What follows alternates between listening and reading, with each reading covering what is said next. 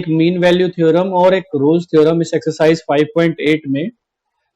तो लेक्चर 6 जो है हमारा वो इन दोनों एक्सरसाइज दोनों थ्योरम्स को पे फोकस्ड होगा।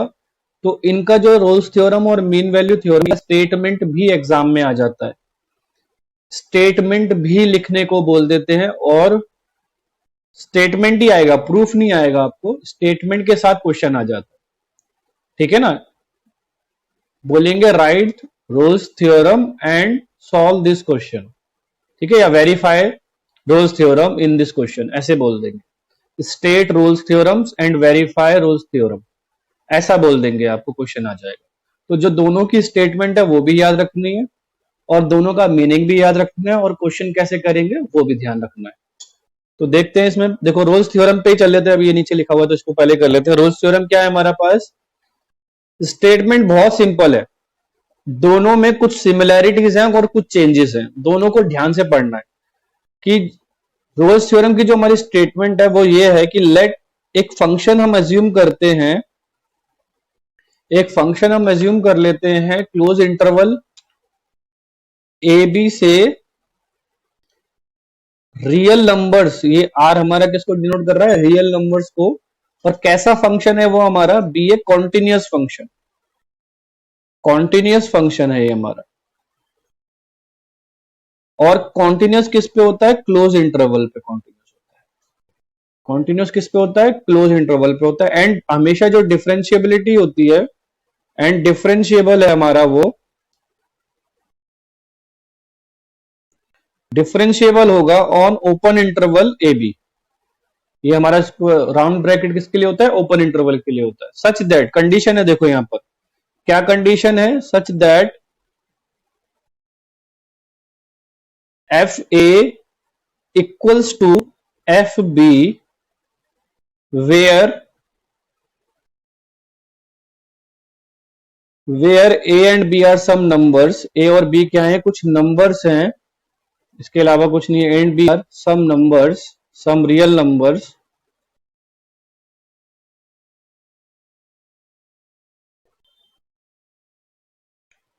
then there exist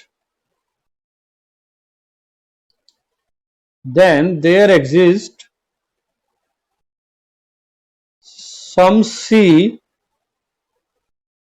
कोई सी पॉइंट हमारा जो है वो एग्जिस्ट करता है, सम सी, ऐसे कर लेते हैं, some C in open interval A B such that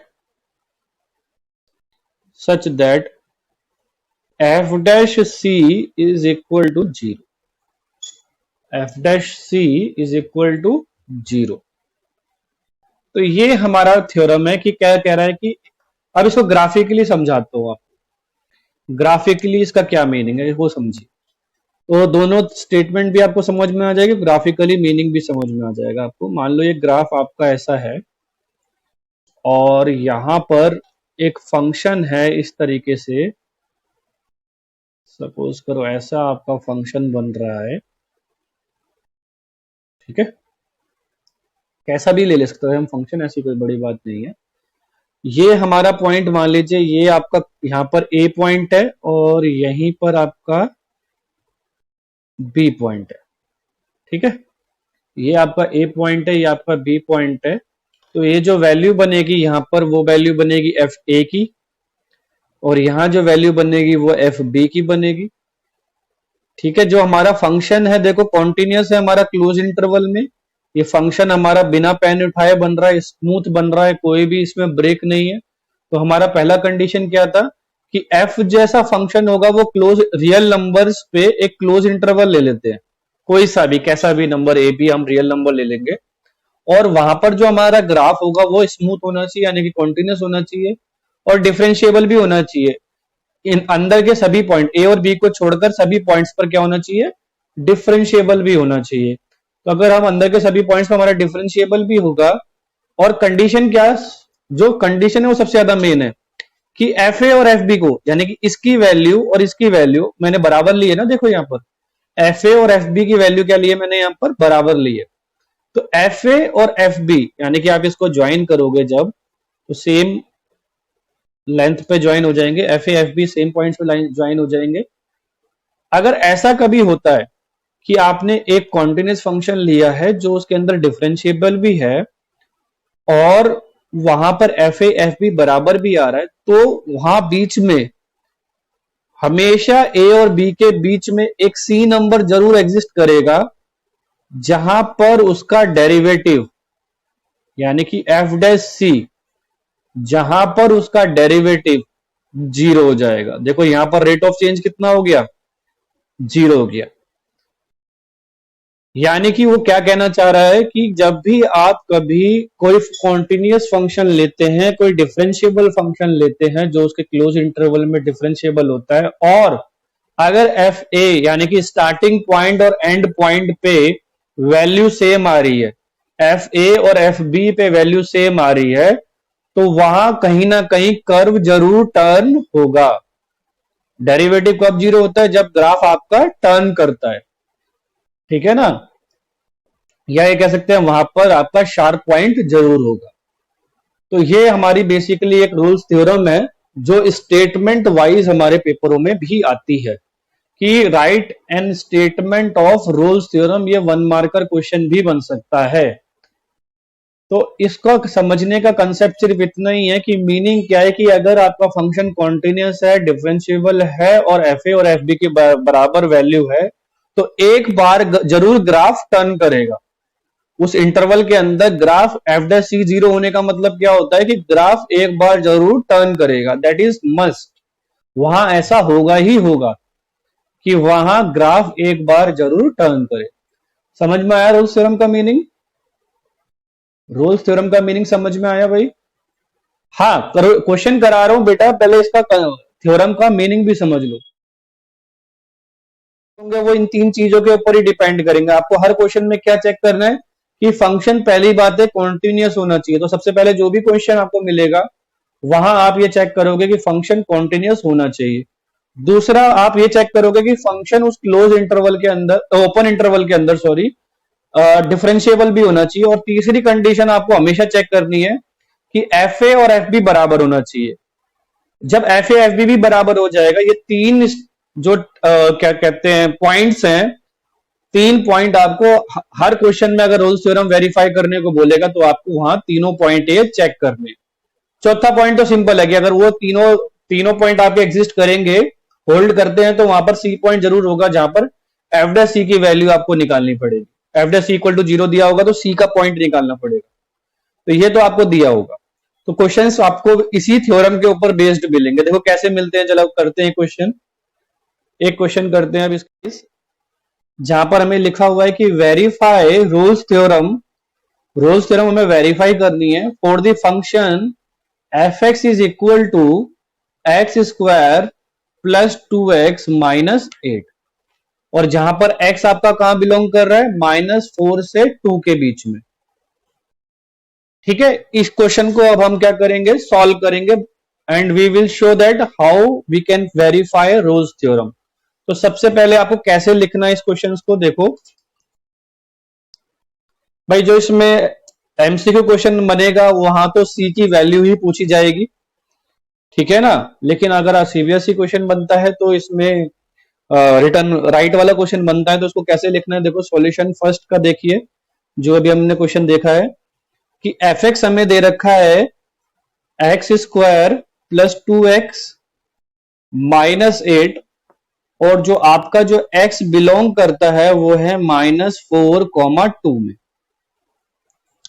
ठीक है, अब यहां पर आपका ये क्या है, पोलिनोमियल फंक्शन है।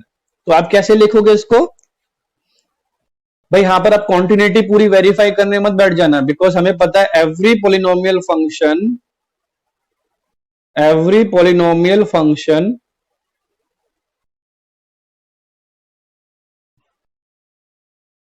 is continuous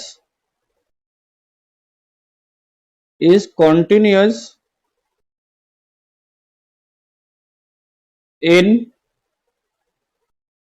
for, yeah, every polynomial function is continuous, therefore fx equals to x square plus 2x minus 8 is continuous on interval -4, 2। ठीक है, कॉन्टिन्यूटी तो मैंने आपको बता रखा है, हर एक पॉलिनोमियल फंक्शन क्या होता है, कॉन्टिन्यूस होता है। तो आप ये रीजन देंगे कि हर एक पॉलिनोमियल फंक्शन कॉन्टिन्यूस होता है और ये भी एक पॉलिनोमियल फंक्शन है, तो इसीलिए ये क्या होगा, कॉन्टिन्यूस हो जाएगा -4, 2 पर। इसके बाद आप लिखोगे एफ डैश एक्स फाइंड करोगे। एफ डैश एक्स कितना आ रहा है इसका, 2x+2। So F X is differentiable, इसमें डेरिवेटिव में भी कोई दिक्कत नहीं है आपको, डिफरेंशिएबल है ऑन ओपन इंटरवल -4 to 2। ठीक है ना, open interval -4 to 2। Open interval को आप ऐसे बना सकते हो या -4 से 2 तक ऐसे बना सकते हो। ठीक है, एंड f -4 की वैल्यू देखिए कितनी आ रही है, f -4 देखिए यहां पर -4 का स्क्वायर +2 × -4 -8, तो 16 -16 कितना होगा आपके पास, 0 हो जाएगा। और f2 की वैल्यू देखिए, 2 का स्क्वायर +2 × 2 -8 यहां बनेगा, तो यहां भी 0 हो जाएगा। So f -4 is equal to f2 भी आ रहा है आपके पास, तो यहां पर fa इक्वल टू fb भी एग्जिस्ट कर गया। Therefore by Rolle's theorem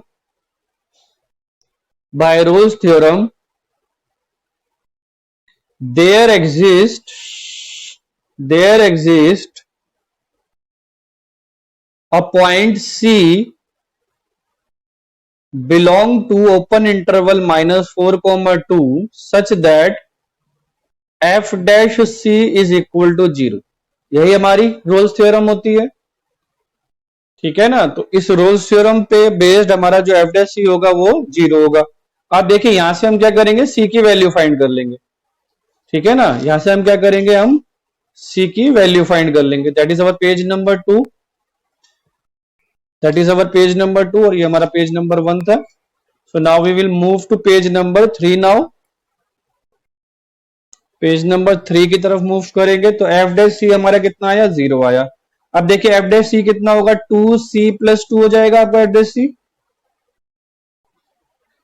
2c+2। तो यहां से c की वैल्यू कितनी आएगी, -1 आएगी। और ये -1 कहां बिलोंग कर रहा है, ओपन इंटरवल -4, 2 तक। तो क्या करेंगे, hence roles theorem is verified. हमने क्या करा, रोल्स थ्योरम को पूरा वेरीफाई करके देख लिया। तो इस तरीके से आपके क्वेश्चन आएंगे। आपका एफ बी बराबर होना चाहिए, या फिर ये सी इसके अंदर जो वैल्यू आई है ये आपके इंटरवल के अंदर आनी चाहिए। अगर ये दोनों चीजें हैं तो वेरीफाइड है। क्वेश्चंस, कई क्वेश्चंस आप अभी एग्जांपल देखेंगे, या तो किसी में एफ बी बराबर नहीं हो रहा होगा, या किसी में सी की वैल्यू इंटरवल के अंदर। यानी कि बेसिकली 4 पॉइंट है हमारे पास। पहला कॉन्टिन्यूटी, दूसरा डिफरेंशिएबिलिटी, तीसरा F A equal to F B, चौथा जो सी की वैल्यू होगी वो हमारे इंटरवल के अंदर होनी चाहिए। इन 4 स्टेप्स पे हमें ध्यान देना चाहिए। अगर ये चारों स्टेप्स हमारे वेरीफाई हो रहे हैं तो हमारी पूरी रोल्स थ्योरम जो है वो वेरीफाई होती है। अगर इनमें से हमारा कोई भी एक ऐसा पॉइंट जो है वो वेरीफाई नहीं होगा, कोई भी एक पॉइंट अगर वेरीफाई नहीं होगा, तो हम ये कह देंगे कि ये जो रोल्स थ्योरम है हमारी वेरीफाई नहीं होती है। अब नेक्स्ट क्वेश्चन देखते हैं, जिसमें बोला एग्जामिन करना है if Rolle's theorem is applicable to any of the following function, can you some think about the converse of Rolle's theorem. इस बारे में भी सोचना है। तो पहला देखो, उसने ग्रेटेस्ट इंटीजर दिया है। अब आपको पता है ग्रेटेस्ट इंटीजर कोई किसी भी इंटीग्रल पॉइंट पर कॉन्टिन्यूस ही नहीं होता। आपको क्या पता है, एफ एक्स जो है आपका ग्रेटेस्ट इंटीजर दिया हुआ है फंक्शन, और वो 5, 9 तक दिया हुआ है। फर्स्ट ऑफ ऑल वो कॉन्टिन्यूस ही नहीं है भाई। वो 5 है तो 6 पर कॉन्टिन्यूस नहीं होगा, 7 पे कॉन्टिन्यूस नहीं होगा, 8 पे कॉन्टिन्यूस नहीं होगा। और जब फंक्शन कॉन्टिन्यूस ही नहीं होगा अपने क्लोज इंटरवल के अंदर, तो हमारा रोल्स थ्योरम वहां वेरीफाई ही नहीं कर सकता। ठीक है ना।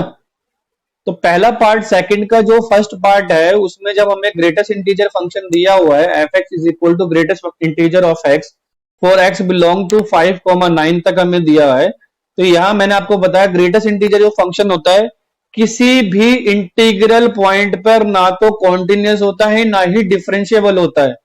तो जब कॉन्टिन्यूस ही नहीं है वो अपने इंटरवल के अंदर, जब डिफरेंशिएबल ही नहीं है वो अपने इंटरवल के अंदर, तो रोल्स थ्योरम वेरीफाई होगी ही नहीं। और 5 का ग्रेटेस्ट इंटीजर 5 होगा और 9 का ग्रेटेस्ट इंटीजर 9 होगा। एफ ए और एफ बी भी बराबर नहीं है, एफ ए और एफ बी भी बराबर नहीं होंगे। तो वहां पर आपका ये दोनों के दोनों पार्ट जो है फर्स्ट और सेकंड पार्ट, इनमें तो भैया आपका रोल्स थ्योरम वेरीफाई नहीं हो रहा है। थर्ड पार्ट पर आते हैं। अब समझ में आया इतना फर्स्ट और सेकंड पार्ट में हमारा वेरीफाई क्यों नहीं हो रहा है? चलो वेरी गुड, समझ में आ गया। तो इनका जो थर्ड पार्ट है इसमें एफ एक्स आपको एक पोलिनोमियल फंक्शन दिया हुआ है। तो अगर पोलिनोमियल फंक्शन है तो कॉन्टिन्यूस तो होना ही होना है, कोई दिक्कत नहीं। यहाँ पॉइंट वेरीफाई हो गया कॉन्टिन्यूटी का, because every polynomial function is continuous. Then जो आपको दिया हुआ है इसमें देखो, ये जो एक्स स्क्वायर माइनस 1 में जो आपको दिया हुआ है, फिर आपको बोला गया डिफरेंशियबिलिटी। भाई डिफरेंशियबिलिटी भी इसका डेरिवेटिव क्या आ जाएगा? 2x आ जाएगा, कोई दिक्कत नहीं है, कोई कहीं वेनिश नहीं हो रहा है इसका डेरिवेटिव। फिर आपका आता है एफ ए इक्वल टू, भाई सी तो निकलेगा ही नहीं हेमंत, इसमें वेरीफाई नहीं हो रहा, तुम सी निकालने की बात कर रहे हो। अरे भाई वेरीफाई नहीं हो रहा है तो सी क्यों करना है? मैं वेरीफाई तो चेक करना है। मैंने क्या बताया, किसी भी एक पॉइंट पर अगर वेरीफाई नहीं होता है तो आगे पॉइंट नहीं करने हैं, वही बात खत्म कर देनी है। देखो थर्ड पॉइंट क्या आता है इसका, एफ ए और एफ बी बराबर होने चाहिए। तो फंक्शन हमारा क्या है, क्वेश्चन नंबर 2 का हमारा ये थर्ड पार्ट है, जिसमें हमारा एफ एक्स दिया हुआ है x square minus 1, x belong कर रहा है हमारा 1 से 2 पर। यस, अब देखो इसमें जब f1 निकालोगे उसकी वैल्यू आ रही है 0 और f2 निकालोगे उसकी वैल्यू आ रही है 3। अब f1 और f2 आपस में नॉट इक्वल हैं और हमें क्या वेरीफाई करना होता है कि ये दोनों इक्वल आ जाएं। So Rolle's theorem is not verified because F A is not equal to F B. यहां ध्यान रखना है हमें। तो आगे वाली बात ही खत्म हो गई, हमारा सी निकालना ही नहीं हमें। भाई जब हमारा तीसरा पॉइंट वैलिड नहीं है तो हमें फिर आगे क्यों चेक करना है? सी की बात खत्म, यही बात खत्म हो जाएगी कि एफ ए एफ बी के बराबर है नहीं।